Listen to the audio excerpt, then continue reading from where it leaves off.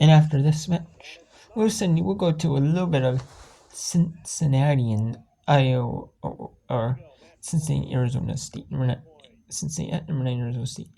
After this match, if this match ends in 3 sets, which it does, San Francisco match point. So I'll take you to a little bit of this match, and we'll end with round. We'll have a few minutes of point, probably to the immediate timeout. The immediate timeout is at 15, which it is because neither team has taken a timeout. So the media will be at 15. So I'll take you to the media timeout.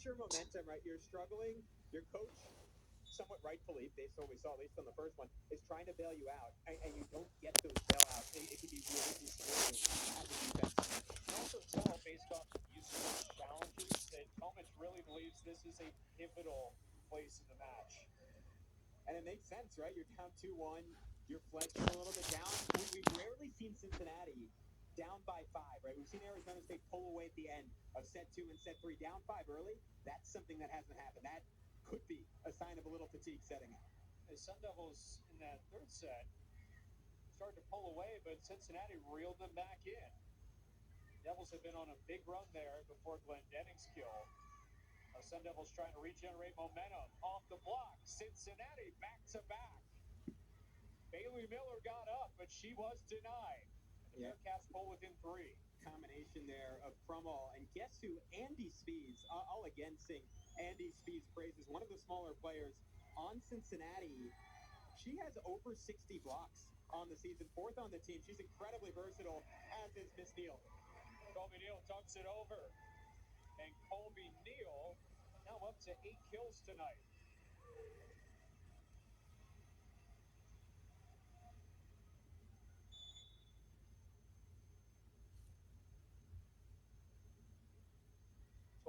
Arizona State. Henry to serve. Sydney Henry with an ace.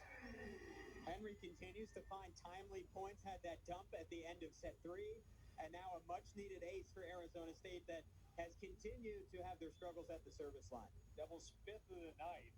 That's one thing J.J. Van Niel said when we spoke to him. There's one thing that has really gotten under his skin this year. It's been the struggles for the Devils in serving, and it's kind of illustrated in the last 30 seconds. You get a service ace, then a service error. You hand it right back to the Bearcats. So Gillespie, right palm. Devils on offense, and Glover with a thunderous kill. Been a sneaky, inconsistent night for Glover, hitting now up to 280, was at 250. What?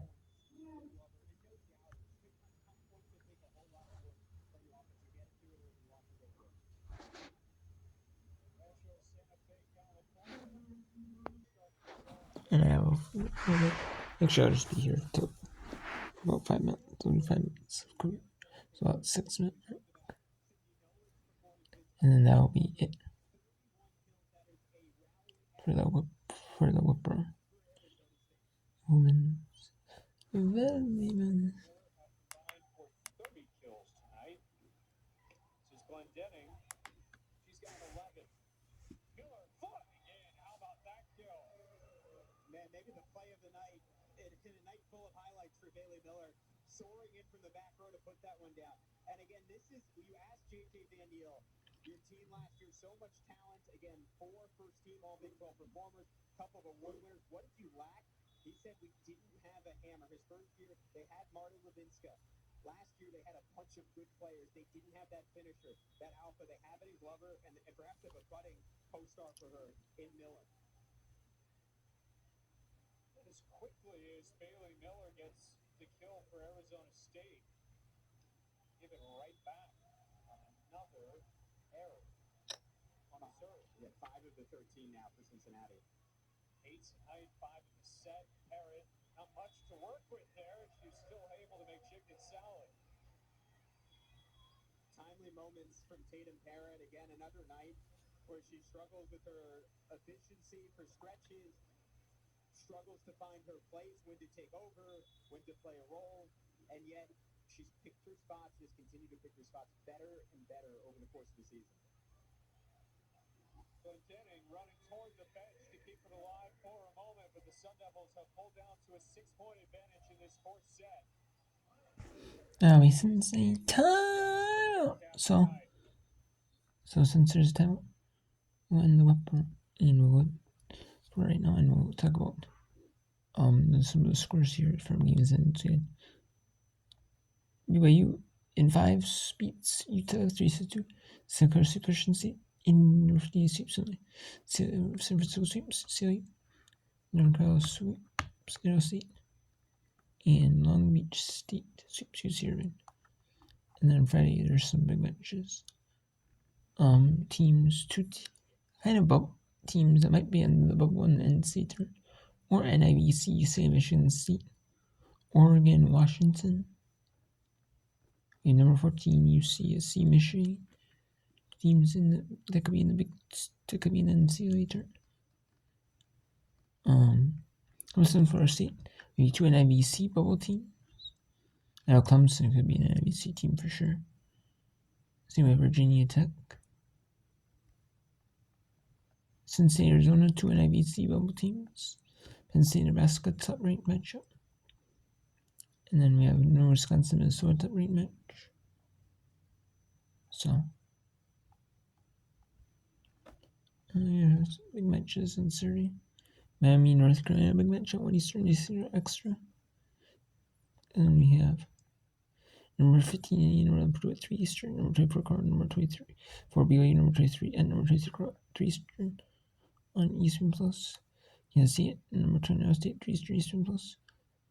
Number 5, Stanford, number 7 Eastern, Eastern extra. Then we have Mountain West Final, 6 East, Roosevelt Championship Final, 6 Eastern, 3 Pacific. The West Roosevelt Championship Final, 5 Pacific Eastern.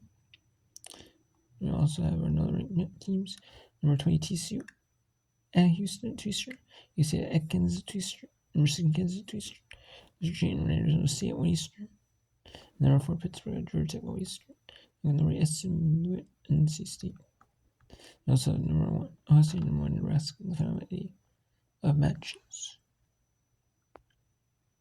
For the regular season, as there's going to be some matches, but in the NCAA tournament and NIVC, but you're just not going to know what they are, obviously, until for the NCAA tournament matches.